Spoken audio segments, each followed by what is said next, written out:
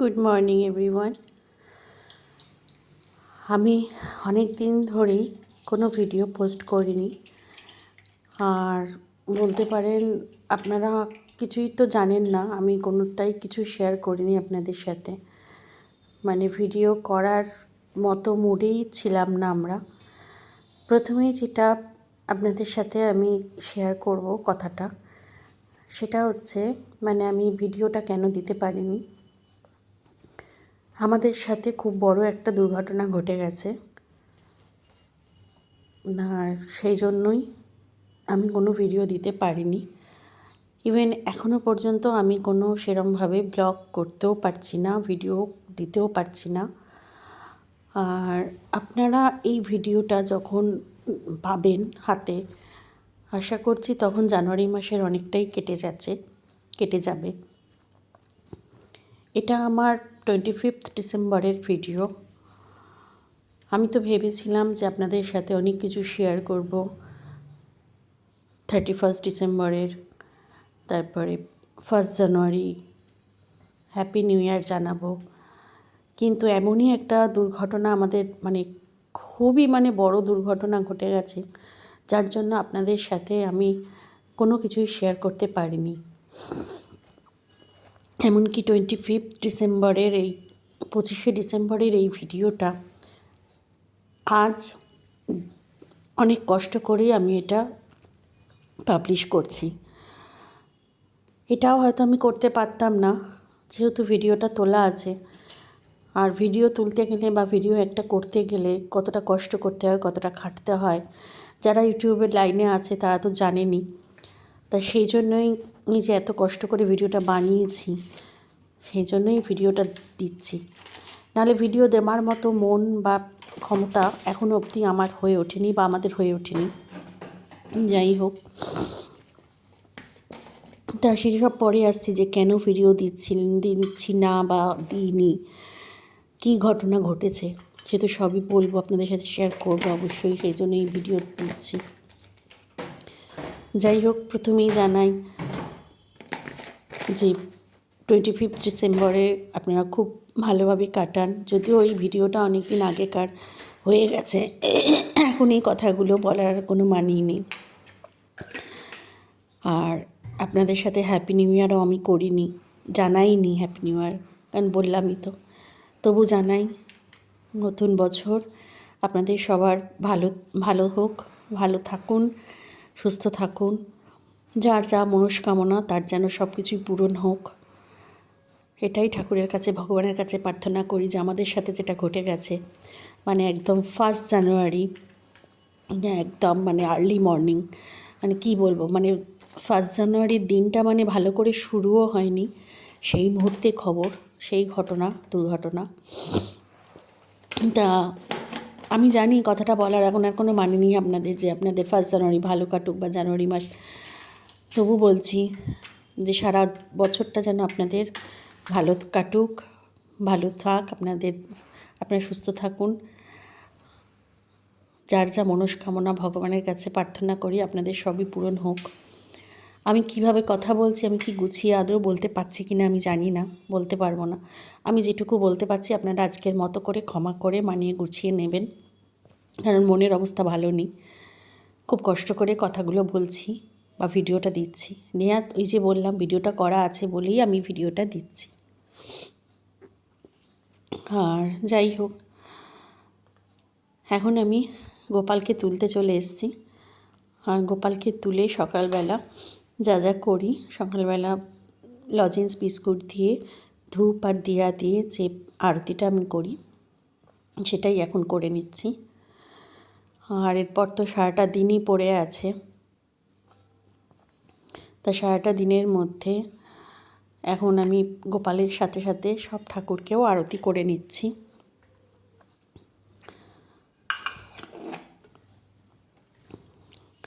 এই যে আমার হয়েও গেছে আরতি করা, ধূপ আর দিয়া দিয়ে আরতি করা হয়ে গেছে।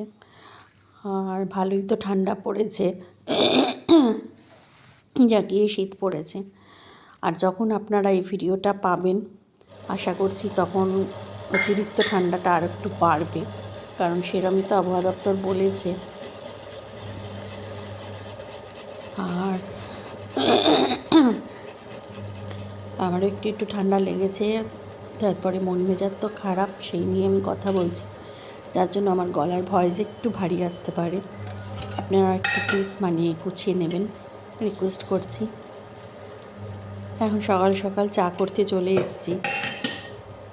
আর কি বলুন তো, একটা কথা, সদ্য একটা ভিডিও বানানোর ওপরে ভয়েস ওভার দেওয়ার যে একটা ইন্টারেস্ট বা আগ্রহ থাকে, যে মানে কী বলবো, সদ্য ভিডিও বানানোতে যে ভয়েস ওভার দিতে যে সুন্দর মানে একটা কলার একটা অন্যরকম একটা ইন্টারেস্ট থাকে, এতদিন বাদে সেই ভিডিওটাতে আমি ভয়েস ওভার দিতে বসেছি, তো তার উপরে মনটাও খুব ভারী। আমি কি কথা বলবো আর কী কথা বলছি আমি নিজেও বুঝতে পারছি না, মানে অগোছালো কথা হয়ে যাচ্ছে আমার। যাই হোক, কথার মাঝে মধ্যেই বলি যে মেয়েকে এখন ছাতু করে দিচ্ছি। এই যে মেয়ে উঠেছে সকালবেলা, ও ব্রেকফাস্টে এখন বললো এত বেলা হয়ে গেছে, এখন আর কিছু খেতে ভালো লাগছে না, তাই একটু ছাতু করে দাও। তাই ছাতু করে দিচ্ছি। আর ছাতুর মধ্যে অনেকে শরবত করে খায় ছাতুটা, তা আমার মেয়ে নর্মালি আমার মতোই খেতে ভালোবাসে ছাতুটা। ছাতু এখানে আমি একটু লবণ আর একটু চিনি দিয়ে ওই একটু মাখো মাখো করে, যেরমভাবে মাখে না সুজির মতো করে, ওরমভাবে ছাতু খেতে আমার ভালো লাগে, তা ওইভাবেই আমার মেয়েও খেতে ভালোবাসে। অনেকে অনেকে আছে ছাতু শরবত করে খায়, লেবু দিয়ে, পেঁয়াজ দিয়ে, কুচানো দিয়ে। আমার এটাই ভালো লাগে, আমার মেয়েও খুব ভালোবাসে, তাই সেই ছাতুটাই মেয়েকে দিয়ে দিলাম। আর এখন চলে এসেছি ফুলকপির তরকারি করব, তাই সেই ফুলকপিটা ভেজে নিচ্ছি, ফুলকপি, পেঁয়াজ কলি সব কিছু দিয়ে। তা যাই হোক, এখন তো রান্না হচ্ছে, রান্না করতে করতে আপনাদের সাথে শেয়ার করি যে আমি কেন এতদিন ভিডিও দিতে পারিনি, বা এতদিনের পুরনো একটা ভিডিও এতদিন বাদে আমি আপনাদের সামনে পাবলিশ করছি, শেয়ার করছি। 25শে ডিসেম্বর তো ঠিক আছে, 25শে ডিসেম্বরের ভিডিওটা আমি বানিয়ে আমি ভেবেছিলাম যে আমি পরের দিন এটাকে ভয়েস ওভার দিয়ে আপনাদের সাথে মানে ছাড়বো বা শেয়ার করব। 26শে ডিসেম্বর কোনো একটা কারণে, মানে কিছু একটা কারণে টেকনিক্যাল প্রবলেম, মানে দুদিন ধরে আমার মনে আছে, দুদিন ধরে টেকনিক্যাল প্রবলেম চলছিল, মানে আমার বাড়িতে আমার যে জিওর লাইন নেওয়া আছে, জিও ফাইবারের, তা সেখানে ইন্টারনেটের একটু সমস্যা হচ্ছিল, যেখানে ওয়াইফাই আসছিল না। দুদিন আমার মনে আছে ভালো মতো, কোনোভাবেই মানে ফোনে বলুন, টিভিতে বলুন, ওয়াইফাই কানেক্টেড ভালো করে হচ্ছিল না। তা কেন জানি না হচ্ছিল না। তা আমি ভাবলাম যে ঠিক আছে, 25 ডিসেম্বরের ভিডিও 2-3 দিন বাদে হলেও অসুবিধা হবে না। তা সেই হিসাব করেই আমি চলছিলাম।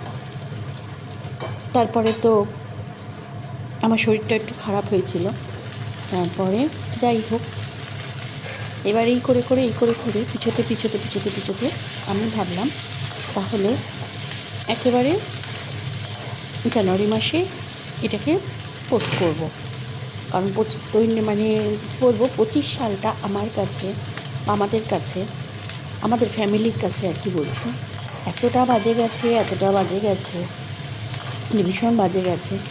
আপনারা সবাই জানেন, আমি আপনাদের সাথে সবার সাথেই শেয়ার করেছি আমার ব্লগে, যে 25 সালটা মানে বছরের প্রথম যখন পড়লো জানুয়ারি মাস, তখনই আমাদের ফ্যামিলির সাথে পরপর 3টে দুর্ঘটনা ঘটেছে। জানুয়ারি মাসে প্রথমে আমার মানে 25 সালের কথা বলছি, এটা তো 26 সাল, 25 সাল জানুয়ারি মাসে প্রথম জানুয়ারি মাসে মারা গেল 11ই জানুয়ারি আমার ভাসুর। উনি মারা গেলেন হঠাৎ সেলফে অ্যাটাক করে, বাথরুমে স্নান করতে গিয়ে পড়ে যায়, গিয়ে সেলফে অ্যাটাক করে মারা যায়।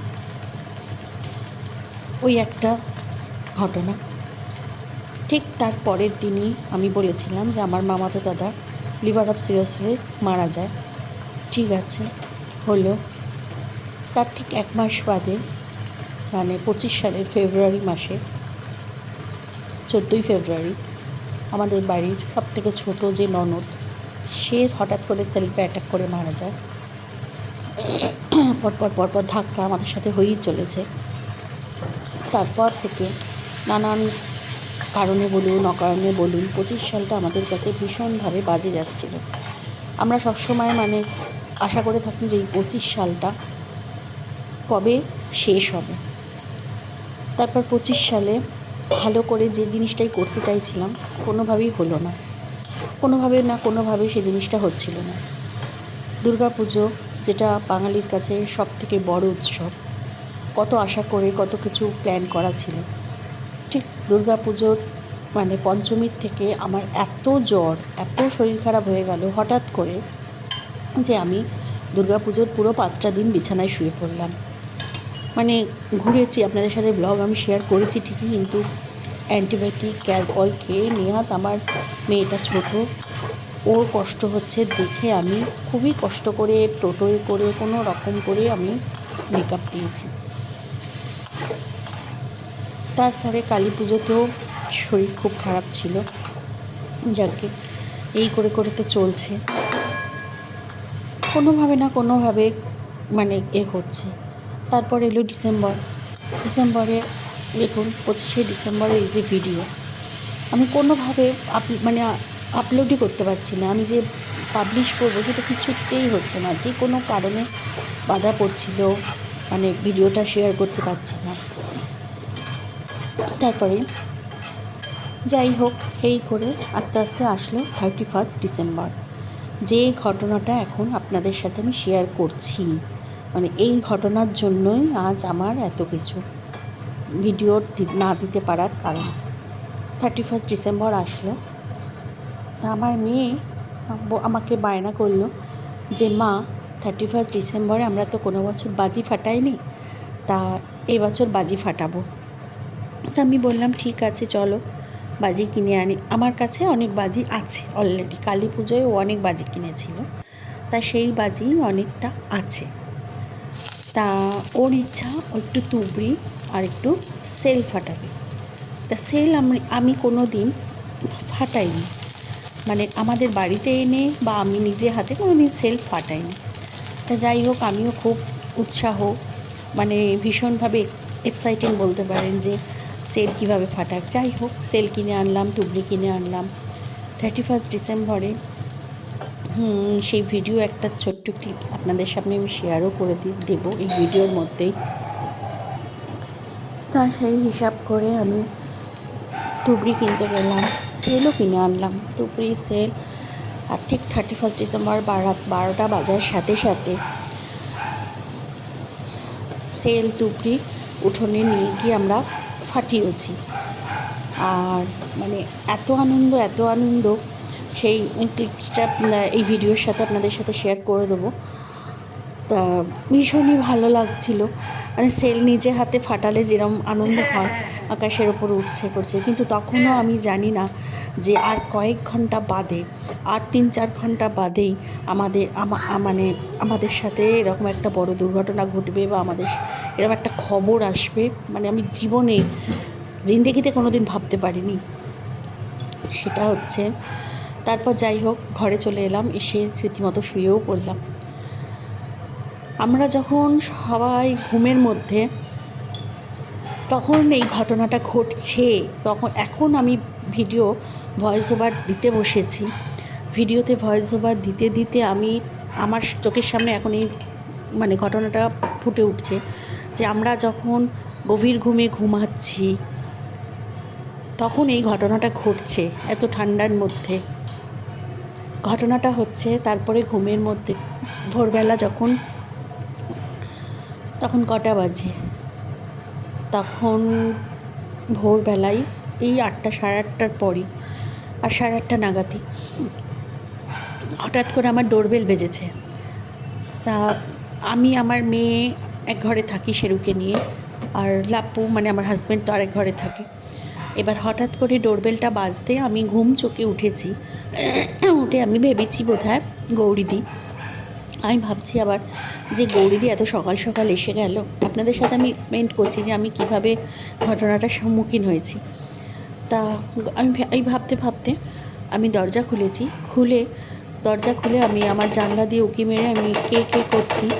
হঠাৎ করে দেখি আমার হাজব্যান্ডের এক বন্ধু অনির্বাণদা আমার বাড়িতে সকালবেলা এসে আমার বরকে ডাকতে বলছে। আমি বলছি ও তো ঘুমোচ্ছে। অনির্বাণদার মুখ চোখ মানে মানে এমন একটা মুখ চোখ দেখেছি সকালবেলা, মানে ঘুম চোখ থেকে আমি দেখেই বুঝে গেছিলাম যে কিছু একটা ঘটনা ঘটেছে। কিন্তু এই যে ঘটনাটা ঘটেছে সেটা আমি বুঝতে পারিনি। তখন ও ফোর্স করলো যে একটু ডেকে দাও না গো। আমিও অনির্বাণদাকে জোর করে জিজ্ঞেস করছি যে কি হয়েছে বলো। অনির্বাণদা প্রথমে আমাকে বলতে চায়নি, তারপরে আমাকে তখন বলল যে মানে ডগলাস ওর নাম, ছেলেটার নাম রাজ, ভালো নাম, আমরা ওকে ডগু ডগু করে ডাকতাম। আমি গত বছর বলেছিলাম না আমার মামাতো দাদা মারা গেছে, একটু আগেও আমি আপনাদেরকে বললাম এই মামাতো দাদারই ছেলে, 22 বছর বয়স ওর মাত্র, বাইক অ্যাক্সিডেন্টে ও মারা গেছে 1 জানুয়ারির দিন ভোরবেলা। মানে দিনটা যেখানে 1 জানুয়ারির দিন সবার খুব আনন্দ করে সুখে শান্তিতে নানান রকম মজায় কাটতে শুরু করছে, আরম্ভ হচ্ছে দিনটা, ঠিক সেই মুহূর্তে রক্তে ভেজা বডিটা হসপিটালের বেডে কাতরাচ্ছে আর শেষ নিঃশ্বাসটা মানে ও মানে কি বলবো আর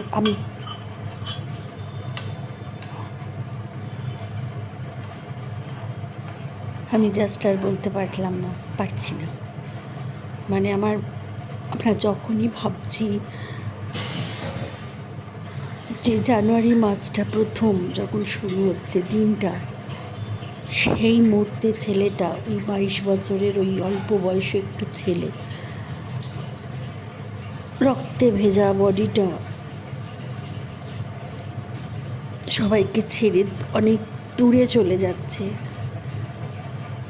এতটাই দূরে মানে যেখান থেকে ও আর কোনো দিনও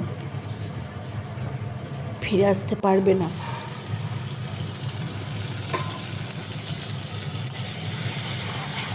আর কিছু বলার নেই, এর থেকে বেশি আমি আপনাদের সাথে আর কিছু শেয়ার করতে পারবো না। এই জন্যই আমি কোনো ভিডিও দিতে পারিনি বা এখনও পর্যন্ত দিতে পারছি না। আমি কোনো ব্লগ করতেও পারিনি বা করতে পারছি না। হয়তো করবো তো নিশ্চয়ই, একটু তো কদিন সময় আমাকে লাগবে। আমাদের কি বলুন তো, সবাই সবার কাজে ব্যস্ত হয়ে যাবে, সবাই সবার মতো করে গুছিয়ে নেবে। ওর কথা কোনো দিন ভোলা যাবে না, কোনো দিনও না। ইভেন তার আগের দিনকেও আমার মেয়ের সাথে দাঁড়িয়ে ওই আর কি করেছে, ও কথা বলেছে। আমার ব্লগে ওকে দেখতেও পাবেন। আমি একটা গত বছর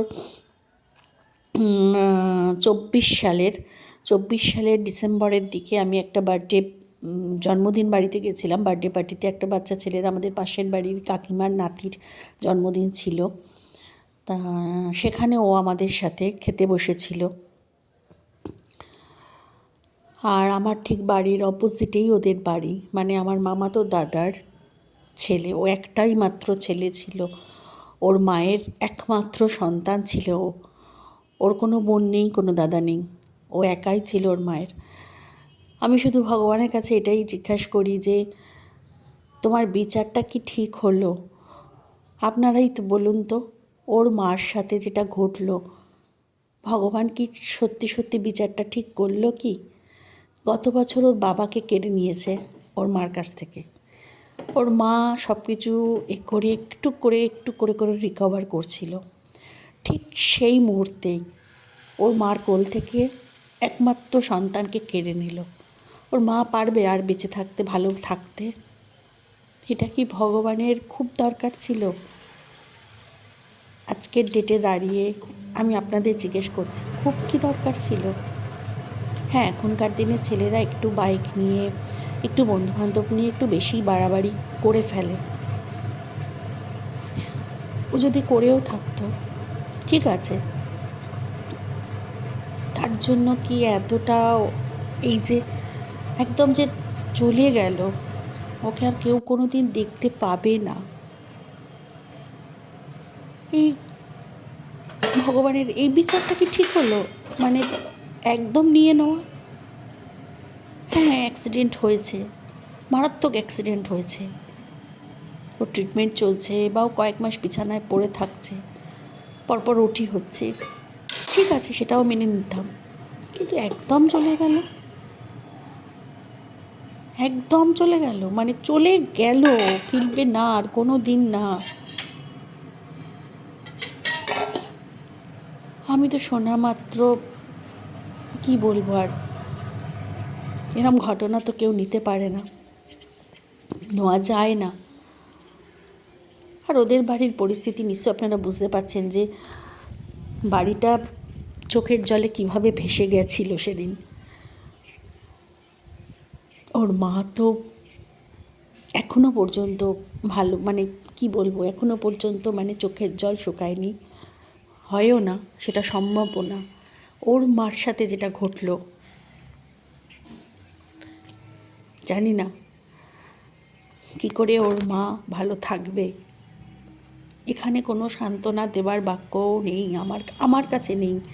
আমি কি বলবো কাকে, মানে ওর বাবা যখন চলে গেছিলো তখন সবাই যা বলেছে আমিও বলেছি, কিন্তু সান্ত্বনা বাক্য দিয়েছি। কিন্তু এখন কি করে দেবো সান্ত্বনা বাক্য, কাকে দেব? যাই হোক, তারপরে তো পোস্টমর্টম হয়েছে, সেই বডিও এসছে সন্ধেবেলা। সেই বডিও দেখার পর আর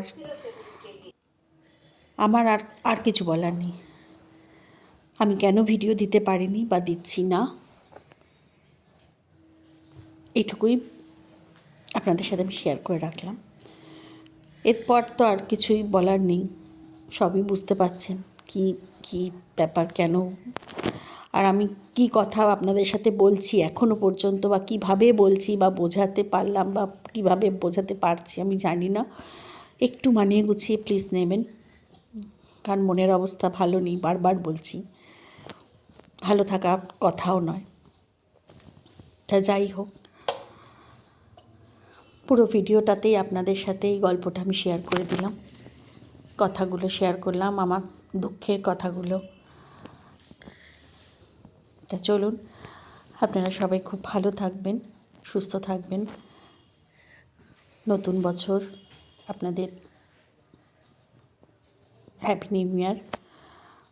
আর কিছু আমার বলার নেই, খুব সুন্দরভাবে আপনাদের বছর কাটুক, ভগবানের কাছে প্রে করি আপনাদের বাঞ্ছা পূর্ণ হোক।